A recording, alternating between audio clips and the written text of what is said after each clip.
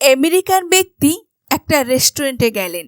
সেখানে গিয়ে ওই আমেরিকান ব্যক্তি চারপাশের সবকিছুকে পর্যবেক্ষণ করতে লাগলো এবং দেখলে রেস্টুরেন্টের একদিকে এক ব্যক্তি বসে আছে। তার গায়ের রং ও পোশাক দেখে সে বুঝতে পারল ওই ব্যক্তি একজন ভারতীয়। ওই আমেরিকান ব্যক্তি কোনো ভারতীয়কে পছন্দ করত না। তখন ওই আমেরিকান ব্যক্তি ওয়েটারকে গিয়ে বলল, আজ আমার পক্ষ থেকে সবার জন্য ড্রিঙ্কস ফ্রি, শুধুমাত্র ভারতীয় ব্যক্তি ছাড়া। তারপর আমেরিকান ব্যক্তি ওই ভারতীয় ব্যক্তির দিকে দেখল। তখন ওই ভারতীয় ব্যক্তি আমেরিকান ব্যক্তিকে দেখে একটু হাসল। এতে আমেরিকান ব্যক্তি আরও রেগে গিয়ে বলল, আজ আমার পক্ষ থেকে সবার জন্য সবকিছু ফ্রি, যে যা চায়, শুধুমাত্র ওই ভারতীয় ছাড়া। এবার আমেরিকান ব্যক্তি একটু জোরে বলল, যাতে ভারতীয় ব্যক্তি শুনতে পায়। এবার ভারতীয় ব্যক্তি আমেরিকান ব্যক্তিকে বলল, ধন্যবাদ। তখন আমেরিকান ব্যক্তি ওয়েটারকে জিজ্ঞেস করল, ওই ভারতীয় ব্যক্তি কি পাগল? ওয়েটার খুব শান্তভাবে বলল, পাগল উনি না স্যার, ওনার আপনাকে ধন্যবাদ জানানোটা স্বাভাবিক, কারণ এই রেস্টুরেন্টের মালিক উনি। বাস্তব জীবনে অনেক সময় এরকম হয়, আমাদের কোনো শত্রু আমাদের ক্ষতি করতে চায়, আমাদের ক্ষতি করতে এসে আমাদের ভালো করে ফেলে। তাই শত্রু নয়, মিত্র বানাও।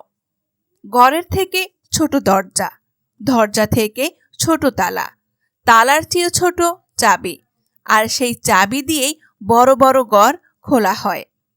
তাই আপনার নেওয়া ছোট ছোট সিদ্ধান্তই আপনার অনেক বড় বড় পরিবর্তন আনতে পারে। একটি বীজ কোনো শব্দ ছাড়াই বড় হয়, কিন্তু একটি বড় গাছ ভেঙে পড়লে জোরে শব্দ হয়। ধ্বংসের শব্দ আছে, কিন্তু সৃষ্টি শান্ত। তাই নিঃশব্দে বেড়ে ওঠে সবাইকে চমকে দাও। যখন মনে হয় সবকিছু আপনার বিরুদ্ধে চলছে, তখন মনে রাখবেন, বিমান সব সময় বাতাসের বিরুদ্ধে চলে, বাতাসের সাথে নয়। অর্থ উপার্জনের জন্য শিক্ষিত হতে হয় না, শিক্ষিত হতে হয় নিজের ব্যক্তিত্ব গঠনের জন্য। নিজের বাড়ি ভালো হোক কিংবা ভাঙা হোক, নিজের বাড়ির মতো শান্তি কোনো রাজপ্রাসাদেও পাওয়া যায় না। হাসিগুলো সবার জন্য হতে পারে, কিন্তু চোখের জল কোনো একজন বিশেষ মানুষের জন্য পড়ে। কথা বলার জন্য যে শক্তি ও যোগ্যতার প্রয়োজন হয়, চুপ থাকার জন্য তার চেয়ে অনেক বেশি শক্তি আর যোগ্যতার প্রয়োজন হয়। যেখানে পরিশ্রম নেই, সেখানে সাফল্য নেই। যে তার গন্তব্য সম্পর্কে সচেতন, সারা দুনিয়া তাকে পথ ছেড়ে দেয়, তখন তাকে আটকাতে সাহস পায় না।